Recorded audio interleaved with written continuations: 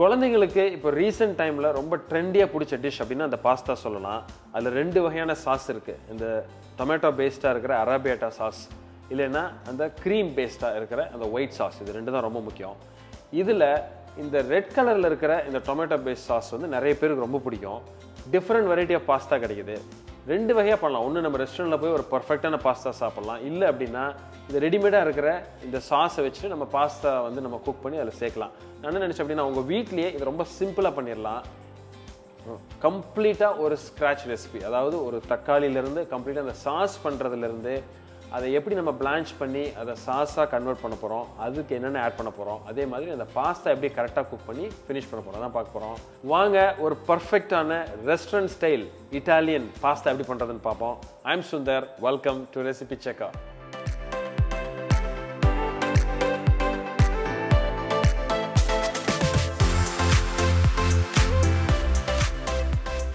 Stage 1 என்ன பண்ண போகிறோம் அப்படின்னா தக்காளி எப்படி செலக்ட் பண்ணுறதுன்னு பார்த்து அதை பிளான்ச் பண்ணி தோல் அதே மாதிரி அந்த விதை ரிமூவ் பண்ணிவிட்டு அதுலேருந்து அந்த சாஸ் எப்படி பண்ணுறதுன்னு பார்ப்போம். அதான் ஸ்டேஜ் 1 அண்ட் ஸ்டேஜ் 2. அதுக்கப்புறம் ஸ்டேஜ் 3ல் பாஸ்தா வேக வச்சு இந்த சாஸோட மிக்ஸ் பண்ணி எப்படி அந்த பாஸ்தா ஃபினிஷ் பண்ணி சர்வ் பண்ணுறதுன்னு பார்ப்போம். இதுக்கு தேவையான பொருள் என்னென்னு பார்த்துட்டு நம்ம ஸ்ட்ரைட்டாகவே குக்கிங்க்கு போயிடலாம். ஸோ நீங்கள் இந்த பாஸ்தாவுக்கு இந்த பீட்சா இந்த சாஸ்லாம் பண்ணுறதுக்கு இந்த மாதிரி இந்த ஹைப்ரிட் தக்காளின்னு சொல்கிறோம் இல்லையா, அதாவது இந்த பெங்களூர் தக்காளி, இதுதான் நம்ம யூஸ் பண்ணுறோம். இது மாதிரி நல்ல பழுத்த தக்காளி எடுத்துங்க. ஸோ இதில் தான் வந்து உங்களுக்கு ஈஸியாக அந்த ஸ்கின் ரிமூவ் பண்ணுறது ஒரே மாதிரி ஒரு கன்சிஸ்டன்சி நமக்கு கிடைக்கும். இப்போ இட்டாலியெலாம் போனால் அங்கே வந்து இந்த ரோமா டொமேட்டோஸ்ன்னு கிடைக்கும். அது வந்து ரொம்ப பர்ஃபெக்டான இதுக்காக உள்ள டொமேட்டோஸ். பட் இது வந்து நமக்கு இப்போ கிடைக்கிறதுல இதுதான் பெஸ்ட். ஸோ நம்ம யூஸ் பண்ணிக்கலாம். இதை இப்போ எப்படி ஸ்லிட் பண்ணி எப்படி பிளான்ச் பண்ணி அந்த ஸ்கின்னை ரிமூவ் பண்ணுறதுன்னு பார்ப்போம். ஃபஸ்ட்டு இந்த பிளான்ச் பண்ணுறதுக்கு ஒரு பேனில் ஃபஸ்ட்டு நம்ம தண்ணி சூடு பண்ணிக்கலாம். ஸோ இந்த தண்ணி சூடாகிட்டு இருக்கிறப்ப இந்த பிளான்ச்சிங் ப்ராசஸ்க்கு என்ன பண்ணுறதுன்னு பார்த்தோம். அதாவது தோல் ஈஸியாக உரியது தக்காளியில் எப்பொழுதுமே என்ன பண்ணுங்க அப்படின்னா அதில் வாஷ் பண்ணிவிட்டு இந்த மாதிரி ஸோ தக்காளியில் இருக்கிற அந்த கண்ணை எடுத்துட்டு பின்னாடி இந்த மாதிரி ஸ்லிட் பண்ணிவிட்டு இதை தண்ணியில் போட்டுடலாம். இதே மாதிரி மீதி இருக்கிற தக்காளி, நம்ம இன்றைக்கி ஒரு 8 தக்காளி எடுத்துருக்கோம், அதையும் இதே மாதிரி ஸ்லிட் பண்ணி தண்ணியில் போட்டுருங்க. ஸோ இப்போ ஒரு கொதி வந்தோடனே ஆட்டோமேட்டிக்காக அந்த தோல் வந்து நம்ம கரெக்டாக ஸ்லிட் பண்ணியிருக்கிறதுனால அதே உறிஞ்சு வந்துடும். நம்ம எடுத்துகிட்டு அதை ஸ்ட்ரெயின் பண்ணி ரிமூவ் பண்ணிவிட்டு நம்ம ஒரு கோல்டு வாட்டர் இல்லை ரூம் டெம்பரேச்சர் இருக்கிற வாட்டரில் போட்டு அந்த குக்கிங் அப்படியே அரெஸ்ட் பண்ணிட்டோம்னா தோல் உறிஞ்சு ரெடி ஆயிரும். அப்புறம் நம்ம விதை எடுக்கிறது எப்படின்னு பார்ப்போம். இப்போ தண்ணி நல்லா கொதித்து நம்ம போட்டோன்னே பார்த்திங்கன்னா இந்த நம்ம ஸ்லிட் பண்ண இடத்துல இந்த தோல் ஆட்டோமேட்டிக்காக அதே உறிஞ்சு அப்படியே லைட்டாக வருது பாருங்கள். ஸோ ஜஸ்ட் ஒரு 30 செகண்ட்ஸ் தான் ரெடி ஆயிரும். இப்போ ஸோ ஐடியா என்னென்னா தக்காளியில் வெளியில் இருக்கிற தோல் மட்டும் தான் நம்ம குக் பண்ணுறோம். ஸோ அது ஆட்டோமேட்டிக்காக உறிஞ்சி ஈஸியாக வந்துடும். உள்ளே இருக்கிறது ஆல்மோஸ்ட் ஒரு ரா தக்காளி மாதிரியே இருக்கும். ஸோ பார்த்தீங்கன்னா கிட்டத்தட்ட ஒரு 1 நிமிஷம் அழகாக நல்ல சூடாக தண்ணி போட்டோன்னா அழகாக இப்போ இந்த பிரிஞ்சு வர ஆரம்பிக்குது இல்லையா. ஸோ இப்போ இதை ரிமூவ் பண்ணி நம்ம இந்த குக்கிங்கை அரெஸ்ட் பண்ணிடலாம். நீங்கள் ரெடியாக எப்பொழுதும் ஒரு பவுலில் வெறும் தண்ணி, அதாவது நார்மல் பிளெயின் வாட்டர் எடுத்து வச்சுங்க. அதில் நம்ம இதில் போட்டுடலாம். அப்படி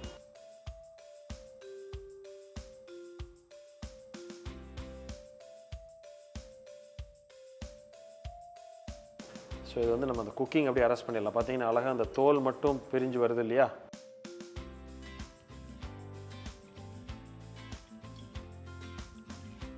ஸோ இதை ஆஃப் பண்ணிடலாம். இப்போ இதை தோல் அழகாக உரித்து எப்படி வருதுன்னு பார்த்துருவோம்.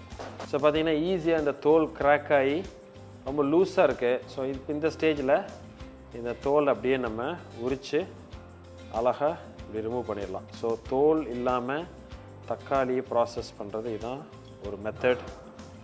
அழகாக இப்போ தக்காளி தோலை நம்ம உரிச்சிட்டோம். இதே மாதிரி மீதி தக்காளியை உரிச்சிட்டு இதை கட் பண்ணி சீடை ரிமூவ் பண்ணிடுவோம். ஸோ இப்போ இந்த நம்ம எடுத்த பிளான்ச் பண்ண தக்காளியை கையில் இந்த மாதிரி ஒரு இடத்துல பஞ்ச் பண்ணிவிட்டு நீங்கள் ஸ்க்யூஸ் பண்ணி உதறப்போ உள்ளே இருக்கிற விதை வந்து அழகாக எல்லாமே ரிலீஸ் ஆகி வெளியே வந்துடும். நமக்கு அந்த ஒவ்வொரு சாம்பர்லேயும் இருக்கிற விதையை அழகாக இப்படி எடுத்து விட்டுருங்க.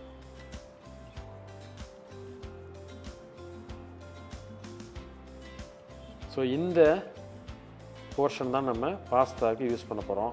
ஸோ இந்த மாதிரி நம்ம ஒவ்வொரு இதுலேயும் தக்காளிலையும் இருக்கிறது விதையெல்லாம் நம்ம ஈஸியாக ரிமூவ் பண்ணிடலாம்.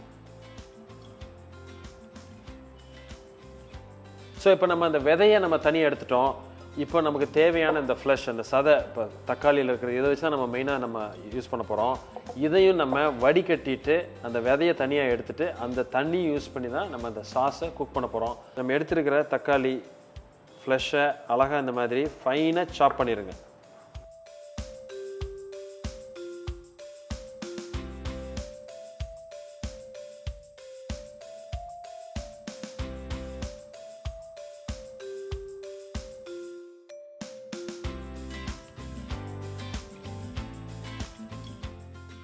ஸோ நம்ம தக்காளி அந்த ஃப்ளஷை தனியாக வச்சுருந்தோம், அதை இந்த மாதிரி ஃபைனாக சாப் பண்ணிட்டேன்.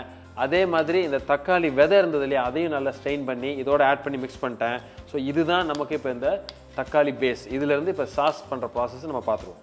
ஸோ இப்போ இந்த சாஸ் பண்ணுறதுக்கு ஒரு சாஸ் பேன் நம்ம எடுத்துக்குவோம். ஆலிவ் ஆயில் தான் யூஸ் பண்ண போகிறோம். ஒரு 2 டேபிள் ஸ்பூன் ஆலிவ் ஆயில் நம்ம எடுத்துக்கலாம்.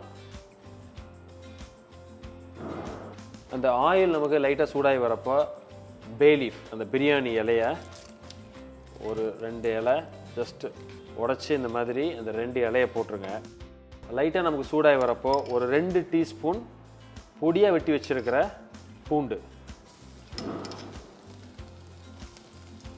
அதே மாதிரி ஒரு வெங்காயம் சின்ன சைஸில் பொடியாக வெட்டி வச்சுருக்கோம், அதையும் ஆட் பண்ணிக்கோங்க.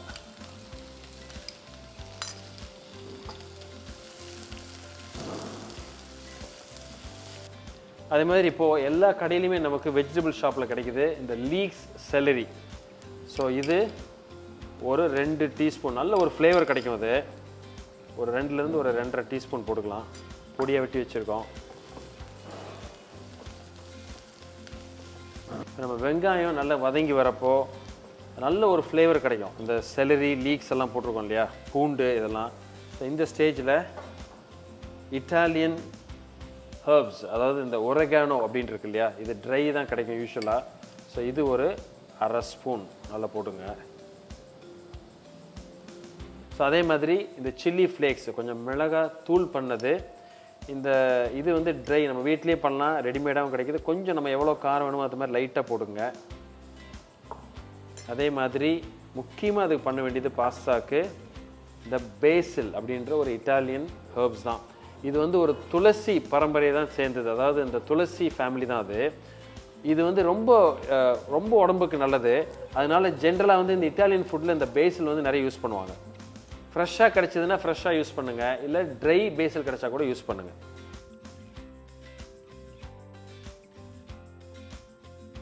ஸோ ஓரளவுக்கு நல்லா இப்போ மிக்ஸ் பண்ணோன்னே இந்த ஸ்டேஜில் நம்ம ரெடி பண்ணி வச்சுருக்கிற தக்காளி இப்போ இதில் ஆட் பண்ணுவோம்.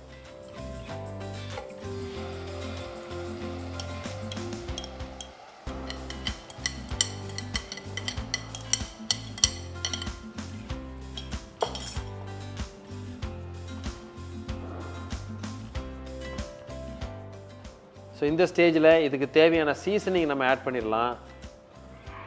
ஸோ இப்போது நம்ம ஆட் பண்ணுறது கொஞ்சோண்டு சுகர், சர்க்கரை, ஒரு 1/4 ஸ்பூன். ரொம்ப ஸ்வீட்டை வந்துட வேணாம், பட் ஆனால் ஒரு பேலன்ஸ் டேஸ்ட்காக. இதுக்கு தேவையான அளவு உப்பு.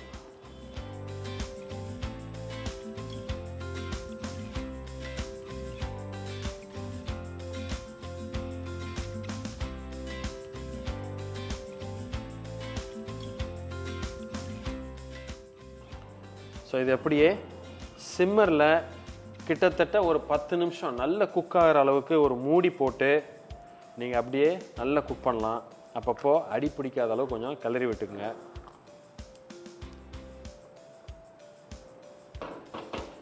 ஸோ இப்போ தண்ணி எதுவும் இப்போதைக்கு நம்ம சேர்க்க வேணாம், சிம்மர் பண்ணிவிட்டு மூடிடுவோம். ஸோ ஆல்மோஸ்ட் இது ரெடி ஆகிருக்கும்னு நினைக்கிறேன்.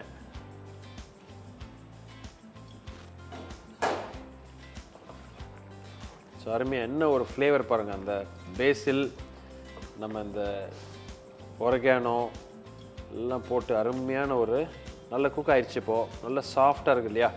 ஸோ இப்போ நம்ம டேஸ்ட் பார்த்துட்டு இந்த சாஸ் ஒரு நல்ல ஒரு கரெக்டான கன்சிஸ்டன்சி, டேஸ்ட் பார்த்துட்டு சால்ட்டு அண்ட் சுகர் எப்படி இருக்குன்னு பார்த்துருவோம்.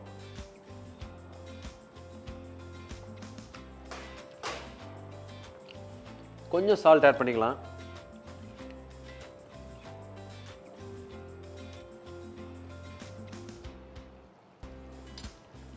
அதே மாதிரி ஒரு பிஞ்ச் ஆஃப் சுகர். ஏன்னா சில தக்காளியில் கொஞ்சம் அந்த புளிப்பு இருக்கும், அதை பேலன்ஸ் பண்ணுறது தான் நம்ம அந்த சுகர் சேர்க்குறோம். ஸோ ஒரு 2லிருந்து 3 பிஞ்ச் சுகர் ஜஸ்ட் ஒரு மிக்ஸ் பண்ணிடுங்க.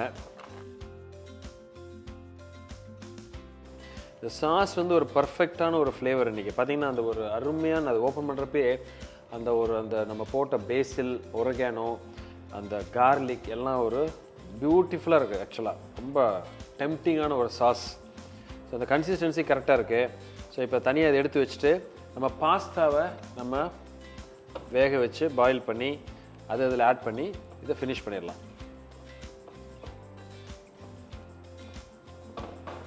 ஸோ இப்போ பாஸ்தா வேக வைக்கிறதுக்கு நமக்கு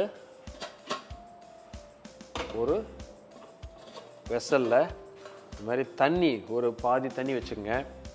வச்சுட்டு நல்லா கொதி வந்ததுக்கப்புறம் இன்றைக்கி இந்த பாஸ்தாவை நம்ம வேக வைக்க போகிறோம். உங்களுக்கு எந்த வகையான பாஸ்தா வேணாலும் நீங்கள் யூஸ் பண்ணலாம்.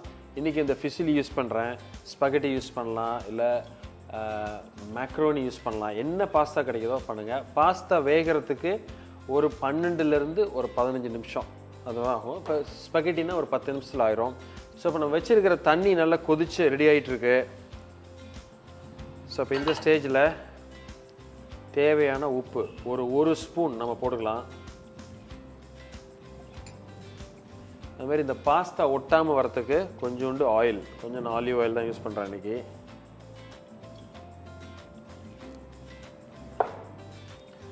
ஸோ இப்போ இந்த பாஸ்தாவை இதில் இப்போ ஆட் பண்ணிடுங்க. ஸோ இப்போ கிட்டத்தட்ட ஒரு 12 நிமிஷம் இந்த பாஸ்தா கொதிச்சிருச்சு. ஸோ பார்த்தீங்கன்னா அழகாக சாஃப்டாக இருக்குது, அருமையாக பியூட்டிஃபுல்லாக வந்துருச்சு. ஸோ இது இப்போ ரெடி. இதை நம்ம எடுத்து நம்ம தனியாக ஒரு பவுலில் ஷிஃப்ட் பண்ணிடலாம். ஸோ ஒரு அருமையான ரொம்ப சாஃப்டான ஒரு பாஸ்தா பியூட்டிஃபுல்லாக வந்திருக்கு.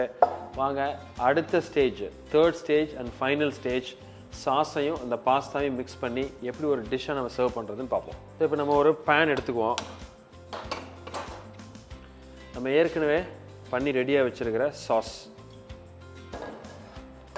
ஸோ இது நம்ம எடுத்துருக்கிற பாஸ்தாவுக்கு கொஞ்சம் சரியாக இருக்கும். ஸோ இதை இந்த பவுலுக்கு மிக்ஸ் பண்ணுங்கள். இது இந்த பவுலுக்கு ட்ரான்ஸ்ஃபர் பண்ணிவிட்டு, ஸோ இப்போ சூடாகி வந்துருச்சு.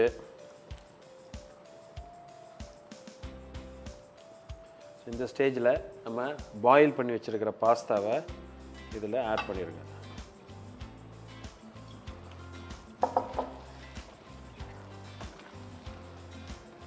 ஸோ கொஞ்சம் பாஸ்தா தனியாக வச்சுருக்கேன், ஏன்னா சாஸ் நமக்கு சரியாக இருக்கும் அப்படின்றதுனால.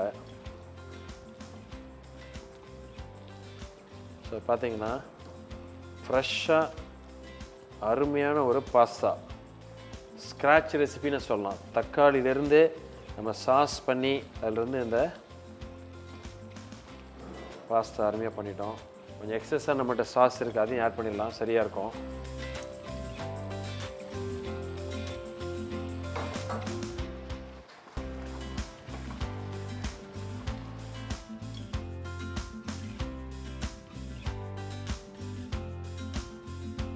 ஸோ ஒரு பர்ஃபெக்டாக பியூட்டிஃபுல்லான ஒரு பாஸ்தா நீ பார்த்தோம்.